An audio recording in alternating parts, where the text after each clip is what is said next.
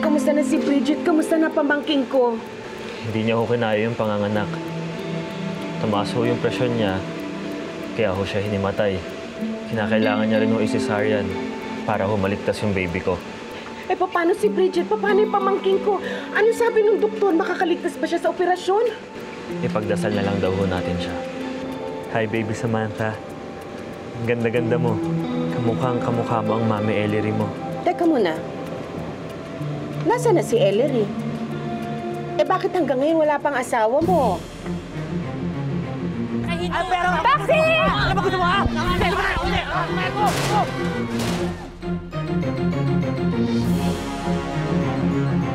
She has head and brain injuries. Binuksan ng bahagi ng kanyang skull. Kaya hindi namin alam kung makakaligtas ang asawa mo, Jonas. I hope she makes it. Lord. Tulungan mo kung makaligtas ang anak.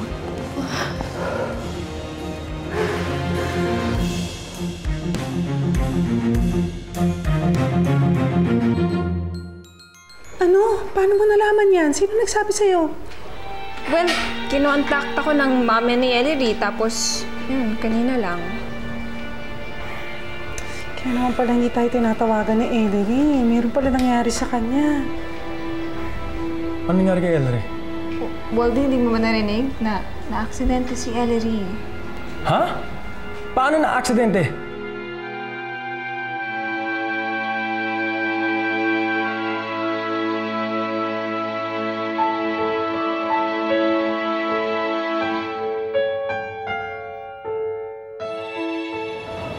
Very healthy si Samantha, Han. 6.2 pounds.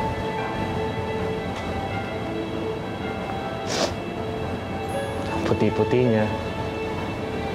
Ganda-ganda. Parang ikaw lang.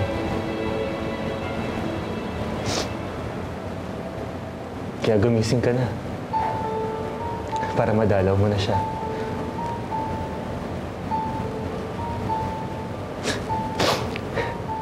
Sige ka. Kapag hindi ka gumising dyan at tinalaw siya, baka magtampo sa'yo yun.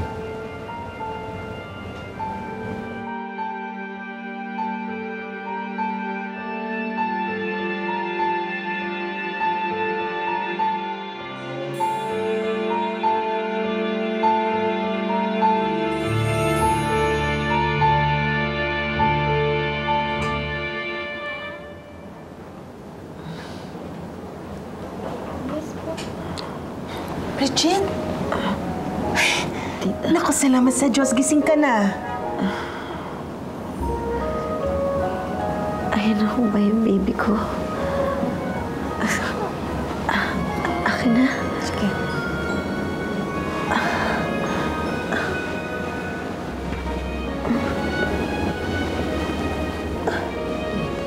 Sige na, Iha, ha? Balikan mo na lang yung bata mamaya.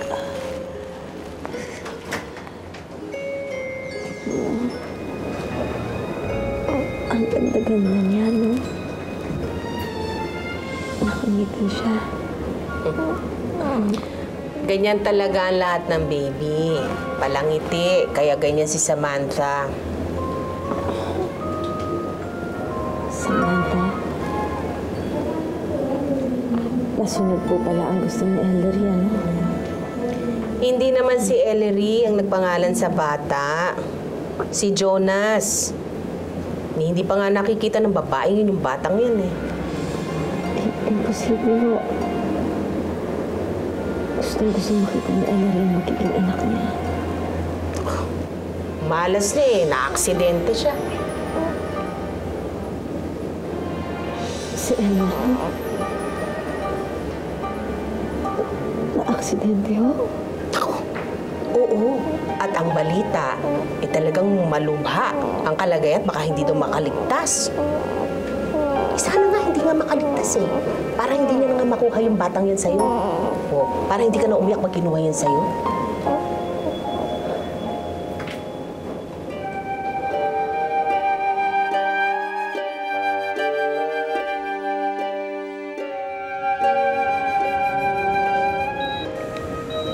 48 hours have passed, Doc. May bago ba kayong diagnosis sa anak ko? Yes, meron na po. Kamusta na ho siya? Kailan siya magkakamalay?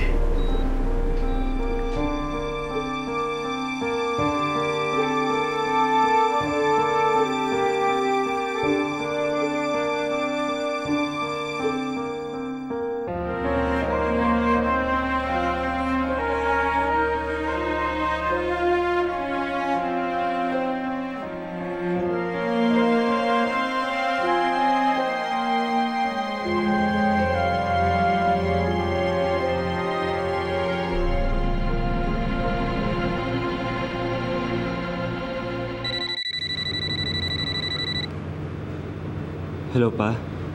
May balita na ho ba kay Ellery? Yeah, Jonas. Huwag ka mabibigla, ah. Bakit ho? May sinabi na ba ho bang iba yung doktor? Kasi, dineclare na ng doktor na isang comatose patient si Ellery. Hindi niya alam kung kailan magigising si Ellery o kung magigising pa eh.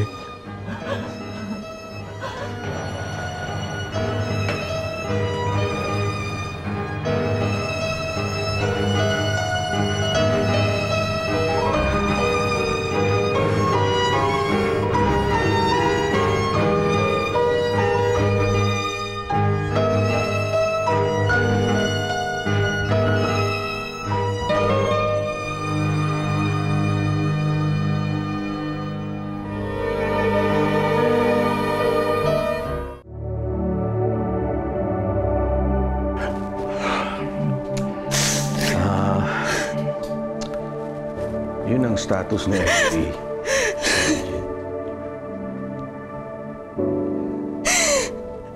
Comatose siya. Hindi namin alam kung kailan siya magigising.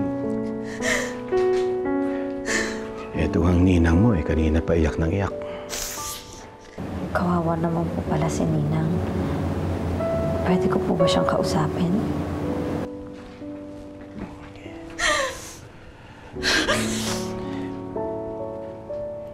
Kausapin ka raw ni Bridget.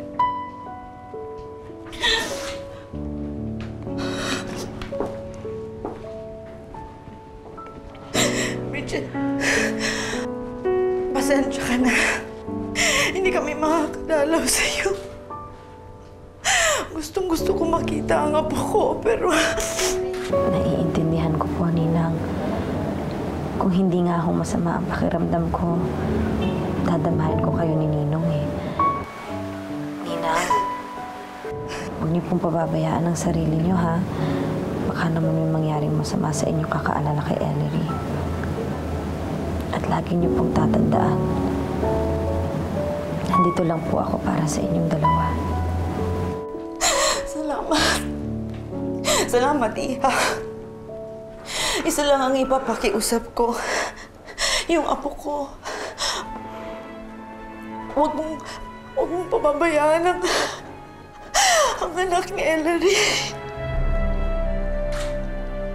Hanggang ganito siya. Opo, Ninang. Aalagaan ko po si Samantha. Sige po, mag-ingat po kayo. Bye. Kawawa naman si Ellery, ano?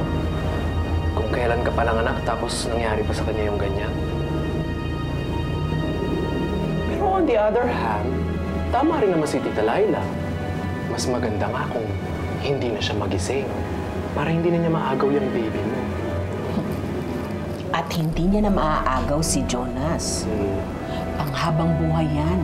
Hindi niya na maaagaw ang mag-ama mo.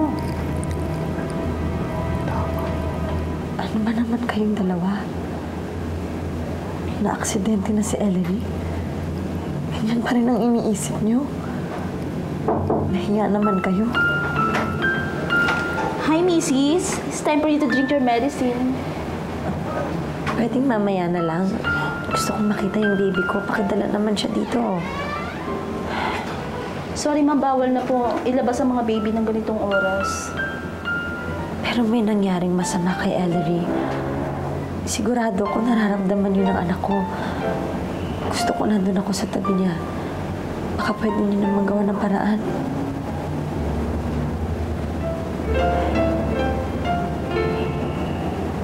Sige na, please.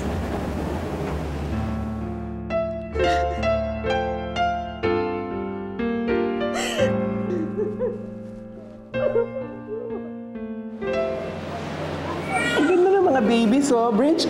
Nasa dyan yung sa'yo. Bakit? Oo nga.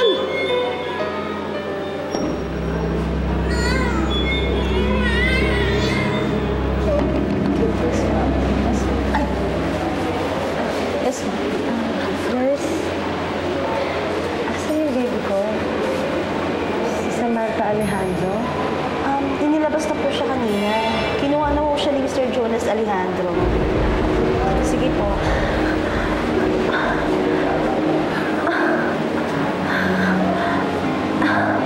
Alain mo talaga, oo. Nakita mo? Hindi ka pa man magaling. Inalayo na ng Jonas na yun yung Samantha mo. Oh, paano ka ngayon niya? Itsapuera ka. Sobra ka naman, tita. Eh baka naman hiniram lang ni Jonas yung bata. Bobo Kalo, ha? Hindi mo ba narinig? Inilabas ng Jonas yung bata. Ni walang paalam sa pamangking ko. Paano? Wala naman talaga silang pakialam dyan kay Bridget. Hindi nila pwedeng gawin sa akin. Hindi nila pwedeng ilayo sa akin si Samantha. O ano? Anong gagawin mo? Wala na yung baby. O yun, tinakbo na ng Jonas.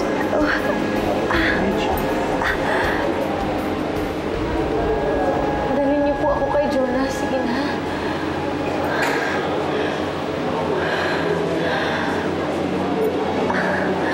Samantha.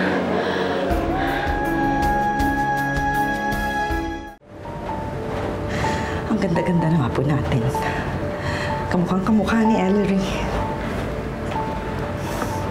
Gusto kong ibigay niyo lahat ng medical needs ng asawa ko. Wala akong pakialam sa mga gagastos. Ang importante, gumaling ang asawa ko. We are doing everything for her, Mr. Alejandro. But you must also realize na may hangganan din ang kakayahan ng Huwag niyo sa akin sabihin yan. Alright. Basta gawin niyo lahat ng makakaya niyo para gumaling ang asawa ko. Alright. Pero I suggest na umuwi muna kayo, lalo na kasama niyo palang anak niyo. Pero I understand na kasisilang pa lang pala ng bibi ninyo. At hindi makakabuti na nandito siya sa hospital.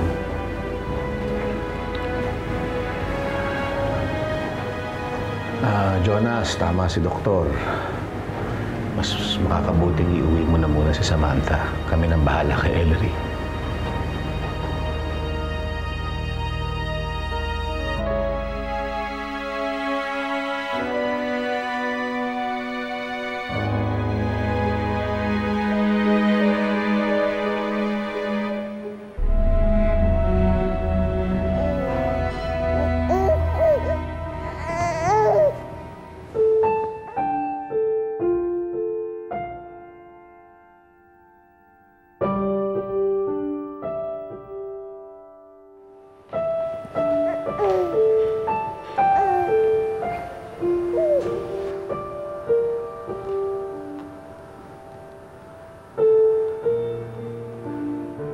Ellery?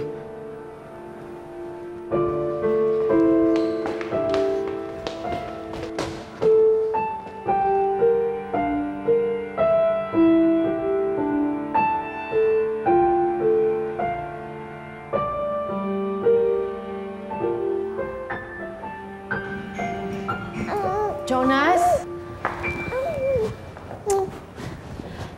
Jonas?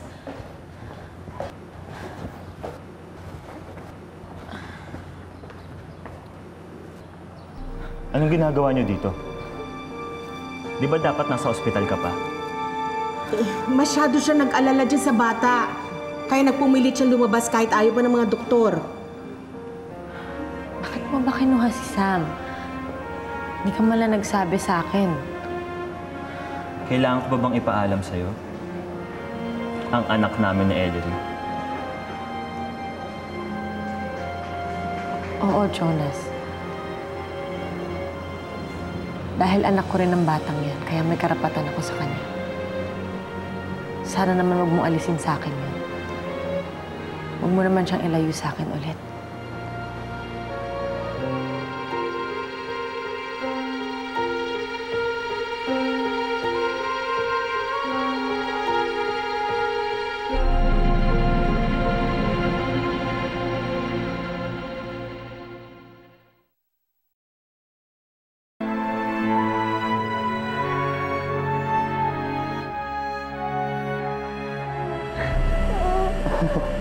Ellery, halaan mo kung sinong kasama ko. Ang baby natin, oh. Si Samantha. Di ba gustong-gusto mo na siyang mayakap? O, ito siya ngayon, nasa tabi mo. Kaya, gumising ka na dyan para mayakap mo na siya. Please, Ellery. I want you to wake up for us.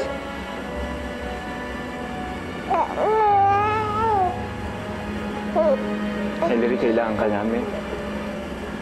Lalong-lalo na ni Samantha.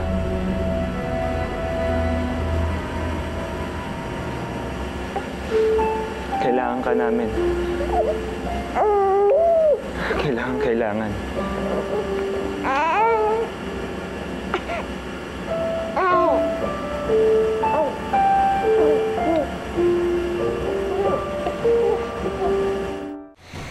Bakit naman ganun si Bridget? Bakit niya ipinagkakait yung bata? Eh, ang linaw-linaw naman ang usapan ninyo, hindi ba? At saka nung nakausap ko siya sa phone, iba yung sinasabi niya, ha? Sabi niya, aalagaan niya raw yung apo natin para kay Ellery. Eh, bakit ngayon parang gusto niya yatang solohin? Kaya nga po ako dito para pag-usapan ito. Halos anak niyo na rin po si Bridget. At ayoko naman magkasamaan kami ng loob. Well, sa kabilang banda, may punto naman talaga tong si Bridget, Jonas. Hindi pa naman talaga kayang alagaan ni Ellery si Samantha. Kaya yun, hindi mo maalis sa kanyang mag-alala siya. Okay lang naman na mag-alala siya, pero si Jonas ito. Bakit niya pagpapawalan ng manugang natin? Eh, mas may karapatan si Jonas kesa sa kanya. You know, I don't like this. No, pakiramdam ko, nagiging attached si Bridget sa batang yun, ha? Hindi yun pwede, Dad. Dahil ang batang yun ay kay Ellery. Ganito na lang ho. I'll talk to Bridget when I get home. Good. Please. Thank you, ma.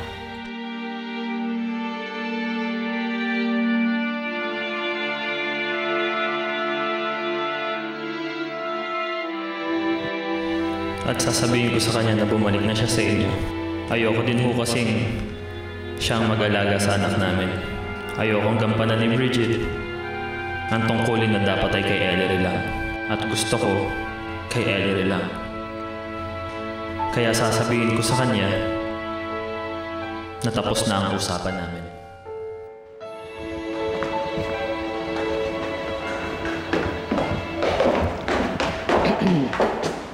Tita, si Bridget.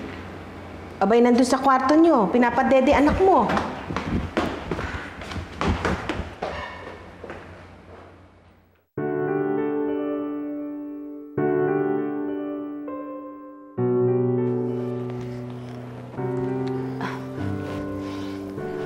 Jonas. Sorry. Hindi ko alam. It's okay, Jonas. I have to get used to this din naman. Siyempre, kailangan masanay ako nagpapadede kay Samantha sa harap ng ibang tao. Shh! Ayoko naman na powdered milk lang ibibigay ko. Gusto ko yung best for her. Yun na ibibigay natin. Shh! Shh! It's okay. Shh! Stop crying na, baby. Oh, shh! Shh! Shh!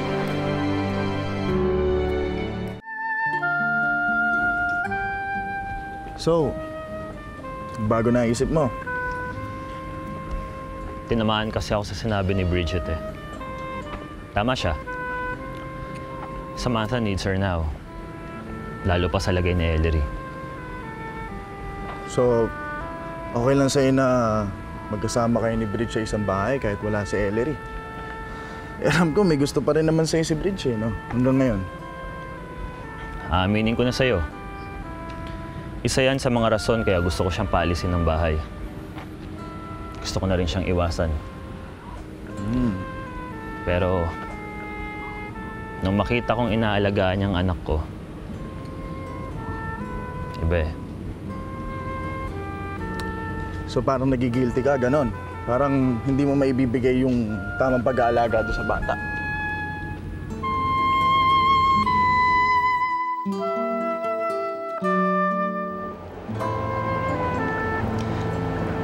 Napagdesisyonan ko ho na hanggat hindi pa ho nagkakamalay si Ellery, si Bridget na ho muna ang mag-aalaga sa baby namin. I can only agree with you, Jonas. Si Bridget lang talaga ang pwedeng mag-alaga kay Samantha.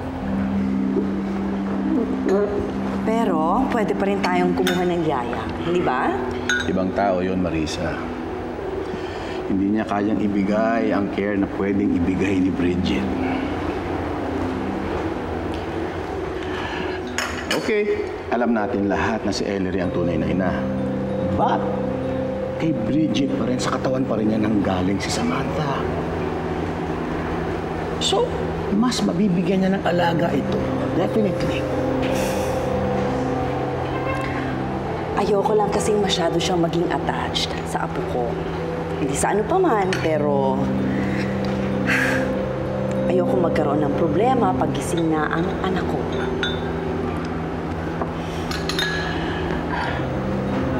Let's cross the bridge when we get there, okay? Pero ngayon, ang importante, magtulungan tayong lahat para maibigay natin kay Samantha ang lahat ng mga pangangailangan makakabuti para sa kanya. Kaya tamang desisyon mo, Jonas. Hindi dapat ilayo si Samantha kay Bridget. Thanks, Pa.